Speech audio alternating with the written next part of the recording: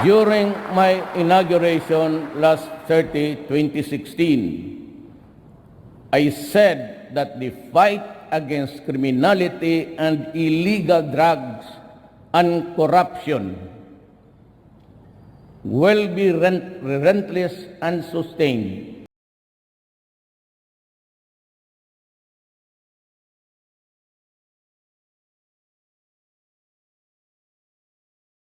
Dates. That is something Was that she I cannot deny. So you were swindling the government. I believe so, Mr. Chairman. So you were swindling the government. I believe that is the case, Mr. Chairman. Vote on it. They abstain. And what really happens here is that it's still a public endeavor, filled with statements under oath, Yeah. with Yeah. documents that were obtained legally. And if you use that, you have a case. Bakit hindi ginagamit yan? Para lumalabas ngayon. Oh, sinabi na namin yan, si Duque should be follow Duterte. And then, sinabi na namin, si Michael Yang is involved. Bakit wala pang kaso hanggang ngayon? All these things are there, and I think it's eventually, palagi ko naninervyos na yung mga taong involved dyan because bukod doon sa mga problema nila sa ICC, ito ang pinakamalaking kaso ng, it is the case of the century, the corruption century, which happened at the time when people were dying, when people were sick. They had the temerity to try and steal money from the people of this country at that time.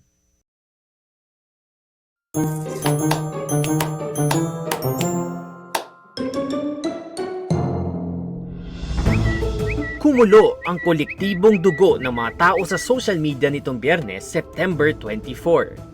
Ito'y matapos ang pasabog sa Senado ng isang kawani ng Pharmally Pharmaceutical Corporation na si Crizel Grace Mago. So you were swindling the government. I believe that is the case, Mr. Chairman. Napilitang umamin si Mago nang lumabas ang sworn testimony ng isang empleyado ng Pharmally Pharmaceutical. Sabi niya, pinalitan ng mga warehouse staff ang production date sticker ng mga face shield. Mula 2020 ay kinakabitan ito ng 2021.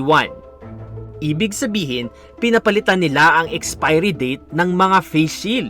Sobrang substandard po ng mga pieces na ginagawa namin. Ibig sabihin, hindi siya parang tinatapon. Kasama siya doon sa... Yes, ma'am. Kasama po siya kay Yupe, kay Madume, kay... Kasi po yung ibang pisig po doon, may mga, yung ibang mga pumpon ng mga pisig na ginagawa po namin is, ano na po, mga naninilaw na po yung mga foam niya, kasi iba, mga nangingitim na po, kasi sa sobrang tagal na po na na-stock sa warehouse din po siguro nila na pinaglalagyan po bago po i-deliver dun sa amin. May paglilinaw lang kami sa tanong ni Senator Richard Gordon. So you were swindling the government. Habang gobyerno ang nalinlang, ang tunay na naswindel ay ang taong bayan. Pera natin ang ginamit na pambayad sa mga questionableng kontratang ito. Balikan natin ang mga naunang expose sa Pharmally. Hindi makakakopon ng 10 bilyong piso na kontrata ang unqualified na kumpanya tulad ng Pharmally kung hindi dahil sa mga katulad ni Lloyd Christopher Lau. Si Lau ang dating hepe ng procurement service ng Department of Budget and Management. Si Lau at iba pang tulad niya sa gobyerno ang nagbukas ng pinto para makapasok sa sistema ang mga walang kwentang middlemen na ito na laway lang at unholy alliances ang tunay na kapital. Ang tamang statement ay ito. Nabudol ng gobyerno ni Pangulong Rodrigo Duterte at Pharmally ang taong bayan. Nabudol ng gobyerno ni Pangulong Rodrigo Duterte at Pharmally ang taong bayan. Nabudol ng gobyerno ni Pangulong Rodrigo Duterte at Pharmally ang taong bayan. Sabi nga ng mga nasa social media, ang hirap sa patuloy na paggamit sa face shield, you literally have corruption staring you in the face. Masakit, di ba? Ngayon, alam na natin bakit Pilipinas lang sa buong mundo ang nagmamandatong gumamit ng face shields. May 3 grupo ng mga mambubudol.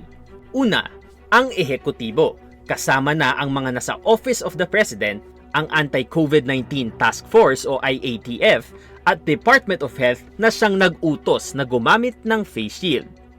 Pangalawa, si Michael Yang at ang network niya ng mga korporasyon na higit 250 milyon lang ang kapital pero nakakopo ng suma total na 10 bilyong pisong kontrata noong 2020 at 2021. Pangatlo, ang PSDBM na nag-aproba ng kontrata.